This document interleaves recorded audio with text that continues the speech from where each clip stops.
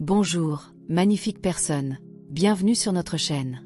Je suis votre hôte et aujourd'hui, nous avons une histoire puissante qui vous fera réfléchir profondément au mariage, à l'amour et au respect. Laissez-moi vous demander quelque chose. Que feriez-vous si votre conjoint se présentait à votre lieu de travail sans prévenir et exigeait des relations intimes, surtout si vous aviez une réunion importante à venir? L'histoire d'aujourd'hui suit Ava et Cody, un couple passionné dont le mariage est mis à l'épreuve lorsque des limites sont franchies dans un bureau d'entreprise. Restez avec moi jusqu'à la fin pour voir ce qui se passe quand une femme refuse les avances de son mari au travail et comment leur mariage gère ce moment crucial. Avant de commencer, veuillez laisser un commentaire pour me dire d'où vous regardez et ce que vous pensez de l'intimité au travail entre les couples mariés. Certains endroits devraient-ils être interdits ou la passion est-elle plus importante que l'endroit? Si vous êtes nouveau ici, n'oubliez pas de vous abonner et d'activer la cloche de notification pour ne manquer aucune de nos histoires captivantes. Plongeons maintenant dans ce conte fascinant. Ava a ajusté son pagne en soie alors qu'elle préparait le petit déjeuner dans leur cuisine moderne. Par la fenêtre, elle pouvait voir les premiers rayons du soleil embrasser la pelouse bien entretenue de leur duplex à Victoria Garden City. Son mari, Cody, était à l'étage en train de se préparer pour le travail. Leur histoire d'amour avait commencé il y a 5 ans lors d'un événement d'entreprise. Elle était l'étoile montante de la First Trust Bank, tandis que lui était l'ambitieux PDG d'une start-up technologique. Maintenant, à 32 et 35 ans respectivement, ils avaient construit ce que beaucoup considéraient comme un mariage parfait. Quelque chose sent merveilleusement bon, dit Cody en entrant dans la cuisine. Il était déjà vêtu d'un costume bleu impeccable, mais au lieu de se diriger directement vers sa nourriture comme d'habitude, il a enroulé ses bras autour de sa taille par derrière en disant « Tiens-toi tranquille ». Ava a gloussé tout en se collant contre lui. « Les œufs vont brûler. »« Qu'ils brûlent » a-t-il murmuré, ses lèvres trouvant cette zone sensible derrière son oreille. « Nous avons le temps. » Et juste comme ça, le petit déjeuner a été oublié. Ils ont fait l'amour juste là dans la cuisine, le soleil du matin réchauffant leur peau. C'était l'heure normale, spontanée, passionnée et débridée. Leur maison avait été témoin de leurs ébats amoureux dans tous les coins. Contre le mur du salon pendant un orage, dans les escaliers quand ils n'arrivaient pas jusqu'à la chambre, même dans leur bureau à domicile quand Ava était censée être en appel Zoom. Plus tard ce matin-là, alors qu'ils étaient enfin assis pour manger le petit déjeuner réchauffé, Ava a soulevé quelque chose qui lui trottait dans la tête. « Cody, tu ne penses pas qu'on devrait, tu sais, fixer des limites ?» Il a levé les yeux de sa nourriture. « Des limites à propos de quoi ? » ?»« De notre vie intime, » a-t-elle dit en remuant son thé. « Ne te méprends pas, j'adore à quel point nous sommes passionnés, mais parfois, cela affecte notre productivité. Tu te souviens de la semaine dernière quand tu étais en retard pour cette réunion du conseil ? » Cody a ri. « Ça en valait la peine, non ? » ?»« Je suis sérieuse, » a-t-elle insisté. Peut-être devrions-nous convenir d'un nombre de fois par semaine qui soit raisonnable, quelque chose qui n'interfère pas avec le travail. Tu es en train de dire que j'en demande trop. Il y avait une légère pointe dans sa voix maintenant. Non, non, a rapidement clarifié Ava. Si quoi que ce soit, c'est moi qui initie habituellement. Tu te souviens d'il y a 2 nuits, tu étais tellement fatigué de ton voyage d'affaires, mais j'ai quand même. Et je ne me plains jamais, a-t-il dit fièrement. C'est ça le mariage, être là l'un pour l'autre. Ils ont convenu d'essayer un arrangement plus structuré, 3 fois par semaine, avec de la place pour la spontanéité le week-end. Mais les vieilles habitudes ont la vie dure et leur passion a souvent outrepassé leur planification rationnelle. Il y a eu cette fois où Ava l'a appelé à 2 heures du matin en exigeant qu'il rentre chez lui de son voyage d'affaires à Abuja parce qu'elle lui manquait trop. Cody avait affrété un jet privé juste pour être avec elle, arrivant à l'aube épuisé, mais impatient. Puis il y a eu l'incident à son bureau lors d'une réunion cruciale avec des investisseurs. Ava avait surgi sans prévenir dans cette robe rouge qu'il aimait et avait d'une manière ou d'une autre convaincu sa secrétaire de dire aux investisseurs qu'il avait une urgence familiale. Leurs amis enviaient et s'inquiétaient de leur connexion intense. La meilleure amie de Ava, Beth, la mettait souvent en garde contre le maintien de limites professionnelles. La façon dont vous deux vous comportez, quelqu'un pourrait vous surprendre un jour, a averti Beth lors de leur déjeuner hebdomadaire. Nous sommes mariés, riait Ava. De plus, Cody sait quand s'arrêter. Il respecte mon espace quand j'en ai besoin. Mais dernièrement, quelque chose avait changé. La récente promotion d'Ava au poste de responsable régional signifiait de plus longues heures et plus de responsabilités. Leurs rencontres spontanées sont devenues moins fréquentes, limitées principalement à leur domicile. Cody s'est retrouvé à regretter le frisson de leur premier jour. Un soir, alors qu'ils étaient allongés au lit, il a soulevé la question. « Tu te souviens quand on ne pouvait pas se quitter des yeux, quand chaque endroit était une aventure ?» Nous l'avons toujours, a bâillé Ava en consultant ses emails professionnels. Nous devons juste être plus appropriés à ce sujet. Approprié, s'est-il moqué. Depuis quand la passion a-t-elle besoin d'être appropriée? Elle a posé son téléphone et s'est tournée pour le regarder. Cody, nous ne sommes plus des jeunes mariés. Nous avons des responsabilités, des carrières. Et cela signifie que nous ne pouvons plus nous désirer comme avant. Ava l'a embrassé doucement. Bien sûr que non, mais il y a un moment et un endroit pour tout.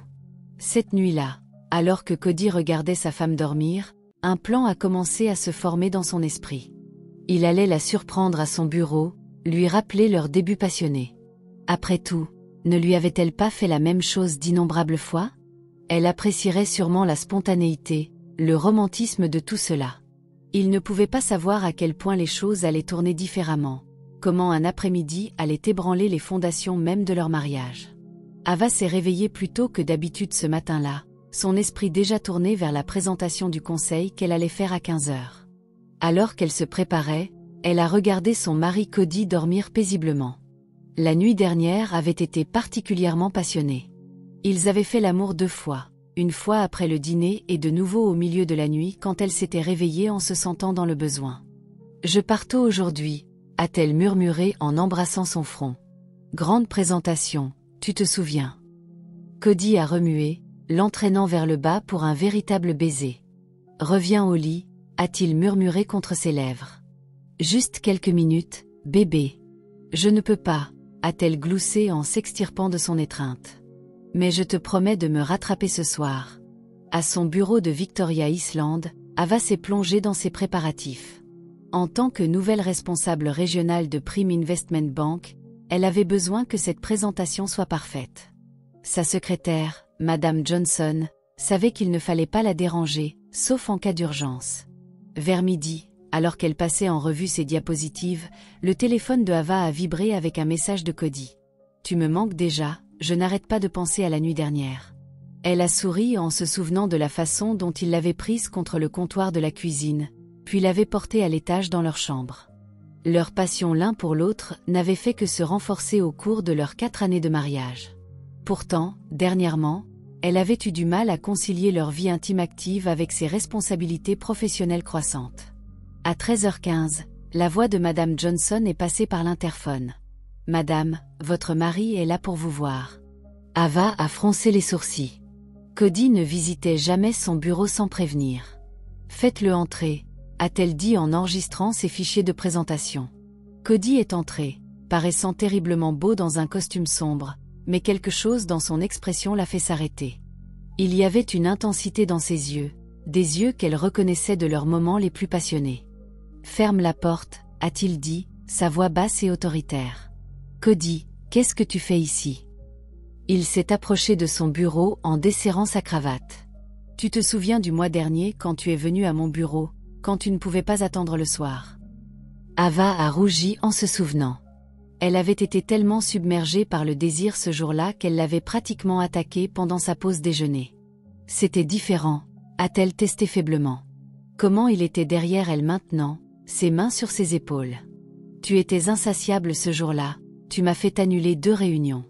J'ai une présentation à 15 heures, a-t-elle dit en essayant de garder une voix calme, alors que ses mains descendaient de plus en plus bas. Et je fais généralement ma promenade à 7 heures. Tu sais, j'ai besoin de me vider la tête avant les grandes réunions.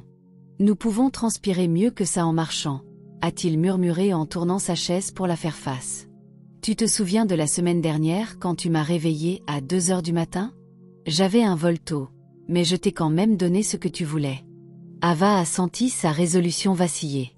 C'était vrai, elle avait souvent exigé son attention à des moments inappropriés et il avait toujours obtempéré. Mais c'était différent. C'était son lieu de travail et elle avait une présentation importante. « Cody, s'il te plaît », a-t-elle dit fermement en se levant. « Pas maintenant », Pas ici. Mais il n'écoutait pas. Il avait déjà enlevé sa veste et déboutonnait sa chemise. Juste une petite gâterie, a-t-il murmuré en tendant la main vers elle comme cette fois dans les toilettes du restaurant. Non, l'a-t-elle repoussé avec plus de force cette fois. J'ai dit non. Quelque chose a changé dans ses yeux alors, de la blessure, de la confusion et quelque chose de plus sombre. Tu ne dis jamais non à la maison, a-t-il dit en avançant de nouveau. Même quand je suis fatigué, même quand j'ai des réunions tôt, je ne te dis jamais non. C'est mon bureau. Sa voix s'est élevée en panique alors qu'il la coinçait contre le mur. Cody, arrête ça. Quand il a de nouveau tendu la main vers elle, elle a crié. Le son semblait résonner dans le grand bureau et soudain, il y a eu des coups à la porte. Madame, est-ce que tout va bien? A appelé la voix inquiète de Madame Johnson. À l'aide, a crié Ava en se faufilant sous le bras de Cody. Que quelqu'un m'aide. Ce qui s'est passé ensuite a semblé se dérouler au ralenti. La sécurité a défoncé la porte pour trouver Cody à moitié nu, sa chemise déboutonnée et sa ceinture défaite. Ava était pressée contre son bureau, sa tenue soigneusement repassée en désordre. Le regard sur le visage de Cody lorsqu'il a réalisé ce qu'il avait failli faire, ce qu'il était devenu, à ce moment-là, allait hanter Ava pendant des mois. Sans un mot, il s'est rhabillé sous le regard attentif de la sécurité. Puis, dans un geste qui semblait à la fois dramatique et définitif, il a enlevé son alliance et l'a jetée sur le sol poli. Le bruit de cette petite bande d'or frappant le sol a résonné dans la tête d'Ava bien après qu'il se soit précipité à l'extérieur. Bien après que ses collègues inquiets l'aient aidé à réparer ses vêtements et aient pris des dispositions pour que quelqu'un d'autre s'occupe de la présentation, bien après qu'elle ait assuré à tout le monde qu'elle allait bien. Mais elle n'allait pas bien. Comment était-il passé du couple que tout le monde enviait à ça? Alors qu'elle était assise seule dans son bureau ce soir-là, leur passé passionné ressemblait soudain à une arme à double tranchant qui avait finalement fait couler le sang. La circulation du soir à Lagos avançait à son rythme habituel, mais Ava y prêtait à peine attention. À l'arrière de la voiture de son entreprise, elle était assise immobile, son dossier de présentation non ouvert à côté d'elle. Son chauffeur, Monsieur Miller, la regardait à travers le rétroviseur avec des yeux inquiets. « Madame, voulez-vous que je m'arrête à Sweet Sensation ? Vous n'avez pas déjeuné aujourd'hui, s'est-il aventuré. Ramène-moi juste à la maison, Miller, a-t-elle murmuré, puis a ajouté après un moment. En fait, non, emmène-moi chez Beth. Beth était sa meilleure amie depuis leurs années universitaires à Unilag. Si quelqu'un pouvait l'aider à comprendre ce cauchemar, ce serait elle. Alors qu'il se dirigeait vers Leifazin, le téléphone d'Ava a vibré de nouveau, sa jeune sœur Jessica l'appelant pour la 5e fois. Elle l'a ignoré. Pendant ce temps, Cody était assis dans sa voiture garée à Landmark Beach en regardant les vagues se briser contre le rivage. Son alliance avait laissé une marque de peau pâle sur son doigt et il n'arrêtait pas de toucher l'endroit inconsciemment. Son téléphone affichait 37 appels manqués de sa mère, de ses sœurs et même de son pasteur. La nouvelle s'est répandue rapidement à Lagos, surtout lorsqu'il s'agissait de familles éminentes comme la leur. Il a repassé la scène du bureau dans son esprit pour la 100e fois. Qu'est-ce qu'il avait possédé? Le souvenir des yeux craintifs d'Ava le hantait. Au cours de leurs 4 années de mariage, elle ne l'avait jamais regardé de cette façon, comme s'il était un étranger, une menace. Chez Beth, Ava a finalement craqué. « Tu aurais dû voir ses yeux, Beth », a-t-elle sangloté en serrant une tasse de thé chaud. Ce n'était pas mon Cody, c'était comme une personne possédée. Beth, maintenant gynécologue à succès, écoutait avec un calme professionnel. Commence par le début, quand les choses ont-elles commencé à changer entre vous deux? Alors qu'Ava parlait, les souvenirs ont afflué. Leur lune de miel à Dubaï où ils ont à peine quitté leur chambre d'hôtel, les innombrables rencontres spontanées qui avaient rendu leur mariage excitant, le changement progressif lorsque sa promotion est arrivée il y a 3 mois. Peut-être que j'ai envoyé des signaux contradictoires, a déclaré Ava à voix basse. Parfois, j'exigeais son attention à des heures indues. Il y a 2 semaines, je lui ai rendu visite à son bureau. Arrête là, l'a interrompu Beth. N'ose pas te blâmer. Quoi qu'il se soit passé avant, il a franchi une limite aujourd'hui. Dans une autre partie de Lagos, Cody avait finalement répondu à un appel de son frère aîné, David. Je viens te chercher, a dit David fermement. Où es-tu? 1 heure plus tard, les frères étaient assis à leur endroit préféré au Cellores Lounge, loin des regards indiscrets. David, de 10 ans son aîné et divorcé depuis longtemps, a étudié le visage hanté de son jeune frère. « Parle-moi, jeune lion », a-t-il dit en utilisant son surnom d'enfance pour Quinte Musique. Qu'est-ce qui s'est passé aujourd'hui? Les mots de Cody sont sortis lentement au début, puis dans un flot. Il a raconté à David la distance croissante qu'il ressentait depuis la promotion d'Ava, comment leur vie amoureuse autrefois spontanée était devenue programmée, limitée à des moments et des lieux appropriés, comment il regrettait la passion sauvage et imprévisible qu'ils avaient partagée autrefois. « Tu te souviens de Noël dernier ?» a dit Cody en regardant sa boisson intacte. « Nous étions chez maman et Ava m'a entraîné dans la salle de bain des invités pendant le dîner. Tout le monde savait ce que nous faisions, mais elle s'en fichait. C'est la femme que j'ai épousée, intrépide et passionnée. Et tu as pensé que te forcer sur elle ramènerait cette femme. » La voix de David était tranchante. « Je n'ai pas. Je ne voulais pas. » La voix de Cody s'est brisée. « Je voulais juste la surprendre comme elle me surprenait. » Chez Beth, d'autres amis s'étaient réunis. La sœur de Ava, Jessica, était arrivée avec leur amie d'église, sœur Kimberly. Les femmes ont formé un cercle protecteur autour d'Ava, mais leurs opinions étaient divisées. « Il faut le signaler à la police », a insisté Jessica. « C'est une tentative de viol. »« C'est son mari, pas un étranger », a rétorqué sœur Kimberly. « Ils ont besoin de prières et de conseils. Le mariage n'est pas un permis pour se forcer sur quelqu'un », a fait valoir Beth. « Le consentement compte, que vous soyez mariés ou non. » Ava les écoutait se disputer en se sentant de plus en plus dépassée. Son téléphone a vibré de nouveau, un message de sa belle-mère. « Ma fille, s'il te plaît, rentre à la maison. Quoi qu'il ait fait, nous pouvons régler ça en famille. » Le message a déclenché une nouvelle vague de larmes. Elle s'est souvenue de la façon dont Mama Cody l'avait accueillie dans leur famille, lui apprenant les plats préférés de son fils et partageant les secrets de famille. Est-ce qu'elle la regarderait encore de la même manière après aujourd'hui? Au Sailor's Lounge, David livrait des vérités difficiles à son frère. « Tu as été gâté, Cody, par nos parents, par la vie, par l'amour de ta femme. Tu pensais que tu avais droit à son corps quand tu le voulais, ce n'est pas vrai, » a protesté faiblement Cody. « Alors, pourquoi es-tu allé à son bureau aujourd'hui? » Parce qu'elle dit non plus souvent ces derniers temps, parce qu'elle se concentre sur sa carrière. « Dis-moi, mon frère, qu'est-ce qui t'a fait croire que tu en avais le droit? » Alors que minuit approchait, la gosse s'est calmée, mais le sommeil a échappé à Cody et Ava. Elle était finalement rentrée chez elle, incapable de supporter le poids des conseils contradictoires de ses amis. Leur maison, habituellement chaleureuse, était froide et étrange. Dans leur chambre, des preuves de leur passion étaient partout. La tête de lit légèrement tordue après d'innombrables nuits agitées, les petites marques sur le mur où ils avaient fait tomber un cadre la semaine dernière, le tiroir à lingerie qu'ils lui avaient acheté pour leur anniversaire. Ava a ouvert leur album de mariage en traçant leurs jeunes visages souriants. Ils étaient tellement amoureux, tellement sûrs d'eux. Quand la passion était-elle devenue un droit? Quand leur désir mutuel était-il devenu une arme?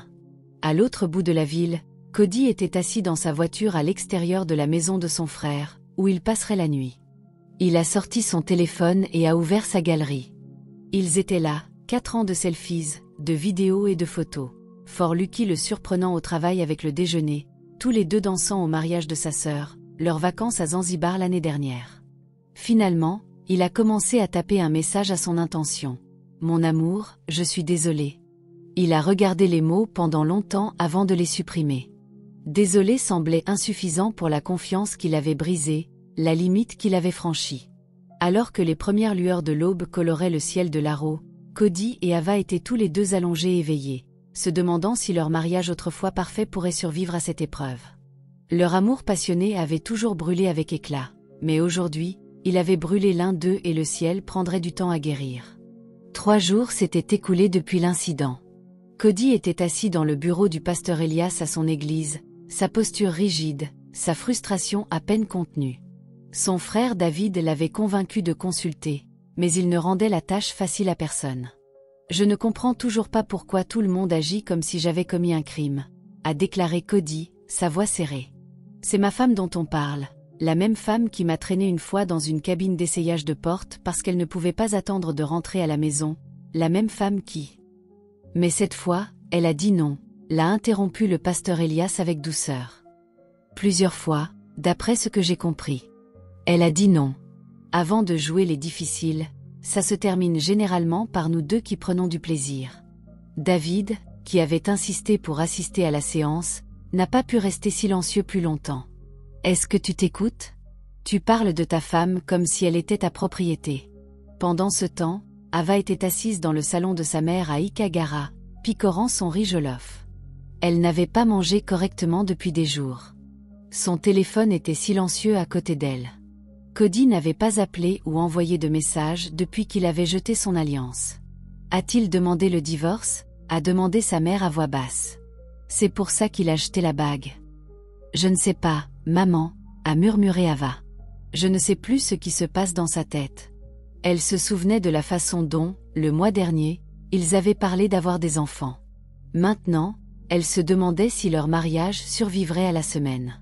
De retour dans le bureau du pasteur Elias, la séance de thérapie était devenue intense. Laissez-moi vous demander quelque chose, Cody, le pasteur s'est penché en avant. Pourquoi avez-vous jeté votre alliance?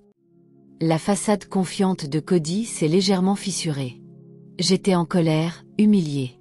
Les gardes de sécurité étaient là, sa secrétaire était là. Tout le monde me regardait comme si j'étais un criminel. À ce moment-là, je voulais la blesser comme elle m'avait blessée en me rejetant au bureau, en changeant. Cody s'est levé et a fait les 100 pas. Depuis cette promotion, elle est différente. Tout doit être planifié maintenant. Elle a ses heures de marche, son temps de préparation.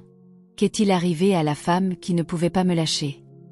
Elle est devenue responsable régionale, a dit David avec ironie. Elle a évolué dans sa carrière. Es-tu en train de dire qu'elle n'a pas le droit de fixer des limites à cause de votre histoire? Chez ses parents, Ava avait une conversation similaire avec sa mère et sa sœur. J'ai peur, maman, a-t-elle avoué. Et s'il m'en veut maintenant? Et s'il pense que je l'ai humilié? Tu sais comment les hommes peuvent être avec leur ego. Qu'il soit en colère, s'est moqué Jessica. C'est lui qui devrait demander pardon. Leur mère a levé la main pour faire le silence. Ava, dis-moi honnêtement, avant que ça n'arrive, as-tu remarqué des changements dans votre mariage? Ava y a réfléchi. Nous étions toujours intimes, mais peut-être que j'avais été moins spontanée. Le travail a été exigeant et j'avais besoin de structure dans ma vie. Mais je n'aurais jamais pensé qu'il réagirait de cette façon. À l'autre bout de la ville, le pasteur Elias faisait des progrès avec Cody. Faisons un renversement, a-t-il suggéré. Imagine que Ava est en réunion importante, que tu es à la maison, fatiguée d'une longue journée. Elle fait irruption, exige des relations intimes et quand tu dis non, elle essaie de te forcer. Comment te sentirais-tu? C'est différent, a commencé Cody, mais s'est arrêté lorsqu'il a vu leurs expressions. Je me sentirais violée, a-t-il finalement avoué. Même si c'est ta femme? Même si vous avez déjà eu des rencontres spontanées auparavant. Cody s'est affaissé sur sa chaise, le poids total de ses actions le frappant enfin. J'ai vraiment fait n'importe quoi, n'est-ce pas? Ce soir-là, les deux familles se sont réunies à la maison de la famille Cody à EOI. Ava était assise avec ses parents d'un côté, tandis que Cody était assis avec sa famille de l'autre côté. La tension était palpable dans le salon. Avant de commencer, a dit Mama Cody, je veux dire quelque chose à ma belle-fille. Elle s'est approchée pour s'asseoir à côté d'Ava. Ce qu'a fait mon fils est mal. Ne laissez personne vous dire le contraire. Cody a levé les yeux, surpris par les paroles de sa mère. Son père a acquiescé. La bague, a dit Ava soudainement, sa voix tremblant. L'as-tu jetée parce que tu veux divorcer? Le silence s'est abattu sur la pièce. Cody a sorti la bague de sa poche. Il était retourné à son bureau le lendemain pour la récupérer. Non, a-t-il dit doucement. Je l'ai jetée parce que j'avais honte et que j'étais en colère. En colère d'être pris, d'être arrêté, de moi-même. Bien que je ne m'en sois pas rendu compte à l'époque, a-t-il fait une pause. J'ai beaucoup réfléchi ces derniers jours. Au début, j'ai essayé de justifier mes actions. Je me suis dit que nous étions mariés, que tu m'avais déjà surpris de la même manière. Ce n'est pas pareil, l'a interrompu Ava. Je ne t'ai jamais forcé. Si tu disais non, j'arrêtais. Je le sais maintenant, a-t-il admis. J'ai parlé avec le pasteur Elias aujourd'hui. Il m'a fait voir les choses différemment. Il a regardé sa bague. Nous avons toujours été passionnés, spontanés. Quand les choses ont commencé à devenir plus structurées, j'ai eu l'impression de te perdre. Mais au lieu d'en parler, j'ai essayé de forcer les choses à redevenir comme avant. Leur famille regardait en silence alors que le couple commençait sa difficile conversation. J'ai eu peur ce jour-là, a avoué Ava la première fois de leur mariage. J'avais peur de toi. Sais-tu ce que ça fait de soudainement craindre la personne en qui tu as le plus confiance au monde? Les yeux de Cody se sont remplis de larmes. Je ne veux plus jamais que tu te sentes comme ça, plus jamais. Il a pris une inspiration hésitante. Je sais que dire pardon n'est pas suffisant. J'ai brisé quelque chose de précieux entre nous, mais si tu es d'accord, je veux travailler à reconstruire ta confiance. Ce ne sera pas facile. Les choses ne peuvent pas revenir en arrière comme avant, a dit Ava. Je le sais. Je suis prêt à faire tout ce qu'il faut. Des conseils, une thérapie, tout ce dont tu as besoin. Je veux comprendre pourquoi j'ai fait ce que j'ai fait, pourquoi j'ai pensé que c'était bien. Je veux être meilleur. Leurs parents ont échangé des regards. Ce serait un long voyage, mais au moins, ils commençaient avec l'honnêteté. 2 heures plus tard, après que les 2 familles furent parties, Cody et Ava étaient assis dans leur salon. L'espace entre eux était à la fois familier et étrange. « Que se passe-t-il maintenant ?» a demandé Ava. Cody a tendu son alliance. « D'abord, je te demande si je peux encore la porter. Pas parce que tout est réglé, mais comme une promesse de faire le travail nécessaire pour regagner ta confiance. » Ava a regardé la bague pendant un long moment. « Tu peux la porter, a-t-elle dit finalement. Mais Cody, nous devons parler de limites. De limites claires. Je t'écoute, a-t-il dit. Et pour la première fois de leur mariage, ils ont commencé à avoir une conversation honnête sur le consentement, le respect et la différence entre la passion et le droit. À l'extérieur de leur fenêtre, la circulation de Lagos klaxonnait et s'activait comme d'habitude. La vie continuait, mais dans leur maison, quelque chose avait fondamentalement changé. Leur histoire d'amour n'était pas terminée, mais elle entrait dans un nouveau chapitre, un chapitre qui exigerait plus de sagesse, plus de respect et une compréhension plus profonde des limites de chacun. Alors qu'ils parlaient tard dans la nuit, tous deux ont reconnu que leur mariage ne serait plus jamais le même. Mais peut-être, juste peut-être, qu'il pourrait devenir quelque chose de mieux, quelque chose de construit sur le respect mutuel plutôt que sur la passion, sur la communication plutôt que sur les suppositions, sur le consentement plutôt que sur le droit. Le chemin à parcourir serait long et parfois douloureux, mais ils avaient fait le premier pas ensemble et à Lagos, où les histoires d'amour se terminent souvent au premier obstacle majeur. C'était quelque chose qui valait la peine de se battre.